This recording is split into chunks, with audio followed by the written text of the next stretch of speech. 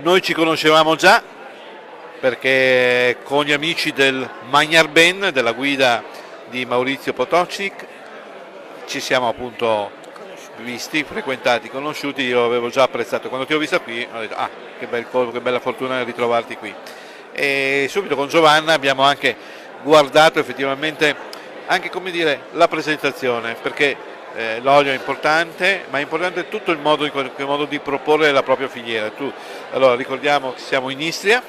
Sì, allora noi ci troviamo in Istria, appunto nella zona tra Umago e Cittànova, e gli oliveti si espandono, sono due terreni ben distinti. Quanti ettari, quanti oliveti avete? Allora, abbiamo praticamente 65 ettari a oliveto e parliamo di circa 27.000 piante, delle varietà Leccino, Frantoio e Pendolino, che sono tre varietà internazionali, e poi delle varietà autoctone, la Bianchera Avete recuperato, e la Busa, no? che abbiamo recuperato, la Bianchera, che si erano persi, le abbiamo recuperate, la Bianchera e la Busa. Allora, prima abbiamo fatto un assaggio di questi oli. Cosa ti ha colpito, Giovanni? Mi ha colpito molto il sapore erbaceo che ben equilibrava lo stracchino che abbiamo sentito prima. È un profumo molto intenso e molto spiccato. Ovviamente quando un olio colpisce lo si racconta anche subito, e Giovanna lo ha appena fatto.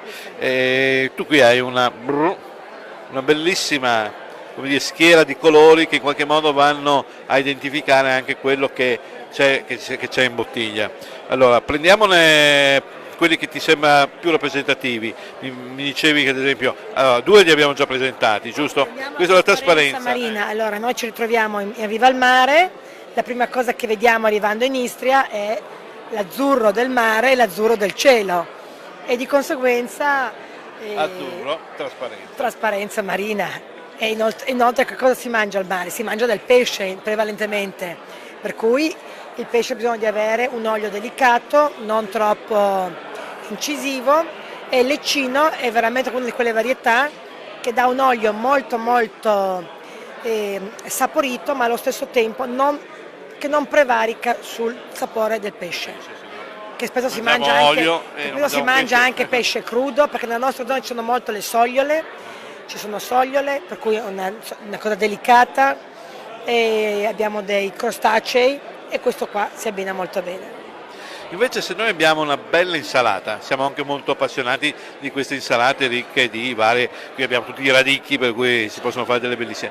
Cosa ci abbiniamo? Allora, con un radicchio io abbinerei il timbro istriano, che è varietà Frantoio. Come vedete anche qui l'etichetta rossa. La cosa molto importante: la terra istriana sulla costa è rossa, piena di ferro, e di conseguenza questo colore ci ha anche un po' ispirato per dare questo colore di questa etichetta, no?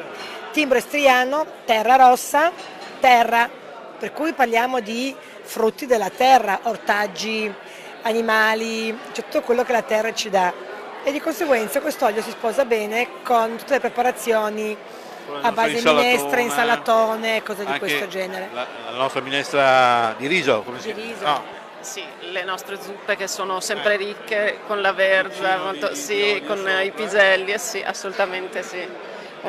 E si esaltano i sapori. Ecco, sì, giusto. Cos'altro aggiungiamo? L'ultimo che scegliamo? Anche per gli operatori professionali, diciamo, tra virgolette. Ecco, questo è dedicato più ai professionisti è dedicato a tutti quelli che cucinano, più o meno cuciniamo tutti, ma quello che è importante secondo me, oggigiorno si parla tanto di prodotti di alta qualità, eccetera eccetera. La cosa fondamentale cosa sono? Le basi, le fondamenta. È inutile comprare una buona carne e cucinarla o brasarla in un olio non buono, bisogna avere anche un olio di qualità nella cucina. E l'olio extravergine d'oliva è in assoluto l'olio che ha un punto di calore molto elevato e si presta benissimo per la cottura, per cui questo olio sia in cottura che crudo, mentre gli altri piuttosto a crudo, perché sono un po' molto intensi. Perché in effetti, come dicevi tu, spesso e volentieri si spendono un sacco di soldi, prendiamo la fiorentina, la costata, prendiamo il pesce, e poi però sull'olio andiamo a vedere offerta speciale, no? Olio a 5 euro, ma che cosa compriamo con 5 euro?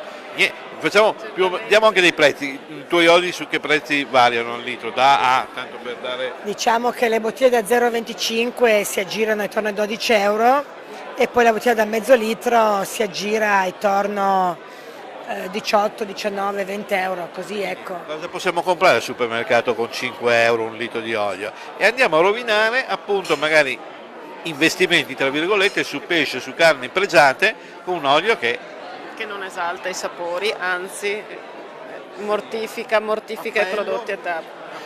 Appello comprate un olio all'olio di qualità. Il tuo se c'è.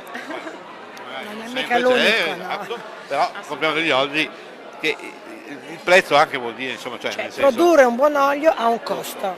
Ecco, mettiamoci bene in testa questo, perché l'olivicoltura significa potatura, potare nel pianto ogni anno, raccolta che incide tantissimo, poi tutta una serie annualmente, chiaramente, e poi chiaramente la frangitura è immediata, vuol dire raccolgo adesso, porto in frantoio, frango subito, esatto. ok, e ottengo subito un olio. Quindi appello alla qualità nella ricerca dei prodotti e in tutta la filiera, perché come si diceva prima è bello l'abbinamento, ma non possiamo abbinare, come si suol dire, una scarpa e un zoccolo. Scusate il mio dialetto poco dialettale, ma quello vuol dire. Ti ringraziamo molto, grazie. Noi ci vediamo, siccome siamo in diretta, ci vediamo fra qualche giorno appunto alla presentazione della guida di Maurizio Potoncic, e quindi complimenti ancora per la tua presenza.